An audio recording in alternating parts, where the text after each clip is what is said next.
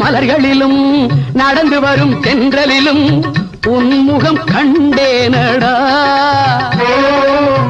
உன்முகம் கண்டேனடா, எங்கும் ஷண்முகம் நின்றானடா.